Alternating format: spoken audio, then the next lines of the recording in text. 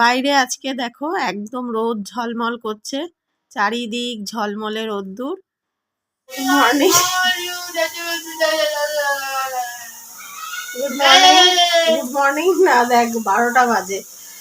Good afternoon, welcome back to my channel. তো আজকে হচ্ছে পরের দিন, কালকে তো ব্লগটা শেষ করেছিলাম, আজকে সকাল থেকে আবার শুরু করছি। সকাল বলতে এখন 12টা 10 হয়ে গেছে, আর রান্না বান্নায় তো এখন ব্যস্ত। তো বরমশাই তো বাড়ি ছিল না গতকাল, তোমাদের তো দেখিয়েছি।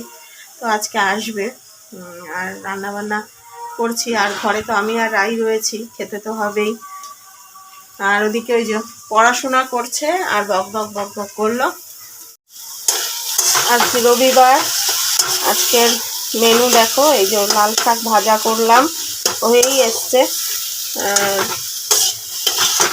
বিশেষ কিছু দিইনি, কালো জিরে, কাঁচা লঙ্কা, রসুন আর একটা শুকনো লঙ্কা ফোড়ন দিয়েই ভাজা করলাম। লাল শাকটা এভাবে ভাজা খেতে ভালোই লাগে, আর একটু পোস্ত বাদাম দিলে আর একটু টেস্ট হয়। তো এই মুহূর্তে আর আমি দেবও না, আর দুজন খাবো, রাই আর আমি এবেলা খাবো। আর বরমশাই ফিরতে ফিরতে তো মানে সন্ধ্যা হয়ে যাবে। তো রাত্রে তো শাক খেলে মানে খাই না, শাক খেলে তো হজম হয় না ওই এবেলা, তাই দুজনে খেয়ে নেব। আর এদিকে আজকে দেখো বাজার করেছি, সবজি বাজারও করেছি আর মাছও নিয়েছি। এই যে ছোট একটা ভেটকি মাছ নিয়েছি, তো এই দিয়েই হয়ে যাবে। আর দেখো মাছটা একদম 5টা টুকরোই হয়েছে।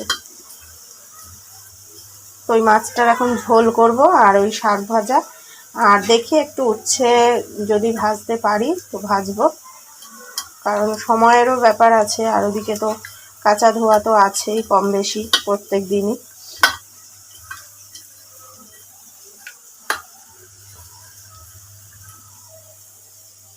এখন করবো স্নান, ওই যে রান্না বান্না শেষ হলো। আর মাথায় দেখো ইয়ে দিয়েছি খুশকির জন্য। তুই সাজুগুজুই করে যা, পড়াশোনা আর করছে না, আজকে সাজগোজ বেশি হচ্ছে সকাল থেকে। আর হ্যাঁ, সকাল তোর কটায় হয়েছে? 11টা। আচ্ছা, 11টায় সকাল হয়েছে। 11টা আর মাথায় না এত খুশকি হয়েছে, চুল সব উঠে যাচ্ছে, তার জন্য অবধি পড়েছি। তার জন্য রাইকেও মাথায় দিয়ে দিয়েছি, আর আমিও একটুখানি দিলাম মানে খুশকির জন্য। তো শ্যাম্পু করবো, শ্যাম্পু করে ধুয়ে নেবো, শুকিয়ে গেছে।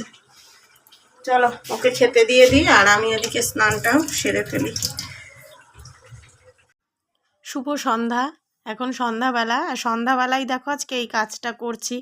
সকালের দিকটা আজকে একটুও সময় পাইনি, তাড়াহুড়া করে কাজবাজ সেরে। যদিও বলতে পারো যে দুজন মানুষ, কিন্তু দুজন হোক আর একজন হোক, ঘরে কিন্তু কাজ কম বেশি কিন্তু মানে থাকেই। তো আর যেহেতু ছুটির দিনগুলো দেখবে একটুখানি কাজ বেশিই থাকে, কারণ যে কাজগুলো আমরা সারাদিন সারা সপ্তাহে ব্যস্ততার মধ্যে করতে পারি না, ছুটির দিনে মনে হয় যেন সেই কাজগুলো একটুখানি সারি। তো সন্ধ্যাবেলা এই যে এখন অপেক্ষা করছি, আর এদিকে এই যে রায়ের টেবিলটাও পরিষ্কার করছি, ও বেলা করতে পারিনি। বই খাতা সমস্ত কিছু দিয়েই এই যে ছড়িয়ে ছিটিয়ে তো প্রত্যেক দিনই থাকে কম বেশি। তো আজকে একটু বেশি পরিমাণেই, ওই জন্য ওবেলা আর হাত দিইনি, কারণ রান্নার সময় না এইগুলোতে হাত দিলে অনেকটা সময় লেগে যেত, আর রান্না বান্নারও লেট হয়ে যেত। তার জন্য সন্ধ্যাবেলায় ভেবেছি এই কাজটা করব, বিশেষ একটা কাজ নেই তার জন্য। আর আই কম্পিউটারে গিয়েছে, ওই জন্যই আরও মানে সন্ধ্যাবেলাই করছি, কারণ ও থাকলে ওর পড়ানোর ব্যাপারটা থাকে। তো পড়ানোর সময় অন্যান্য কাজ করলে না দেখবে বাচ্চাদের পড়ায় কিন্তু মন বসে না, খেলতে থাকে এটা ওটা নিয়ে। তো ওই জন্য আজকে থাকবে না বলেই ভেবেছি সন্ধ্যাবেলায় কাজটা করব। তো কম্পিউটারে গিয়েছে, আর আমি এদিকে হচ্ছে বরমশাই আসবে সেই অপেক্ষা করছি, আর সাথে দেখো এই কাজটাও করছি। তো বাড়ির মানুষ বাড়িতে আসলে দেখবে ভীষণই ভালো লাগে, এর থেকে আনন্দের আর কি হতে পারে। তো সেইটাই হচ্ছে এখন ভীষণ মানে মনে একটা আনন্দ রয়েছে যে আসবে। তো একদিন হোক আর দুদিন হোক, মানে যেহেতু বাইরে সেরকমভাবে থাকে না, তো মানে এরকম হঠাৎ করে থাকলে তো তারপরে দেখবে কীরকম ফাঁকা ফাঁকা লাগে। আর বাড়ি আসার সময় তো যেদিন আসে সেদিনটা তো আনন্দ মানে আর ধরে না আর কি। তো যাদের ফ্যামিলির সদস্যরা কারণবশত মানে কাজ বলো যে কোনো কারণে বাইরে থাকে, তাদের কথাটাই ভাবি, তারা কিভাবে দিনের পর দিন থাকে এটাই ভাবছি। তো তো ঘরে দেখবে সবাই থাকার আনন্দটা কিন্তু আলাদা, সবাই মিলে এক জায়গায় থাকা। কিন্তু আবার কাজের জন্য বাইরে যাওয়ার ব্যাপারটাও থাকে, তো কাজের জন্য তো যেতেই হবে।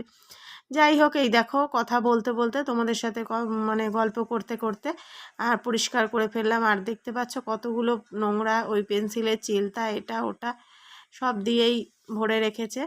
তো এখন এই যে বাকি কাজগুলোও সারবো।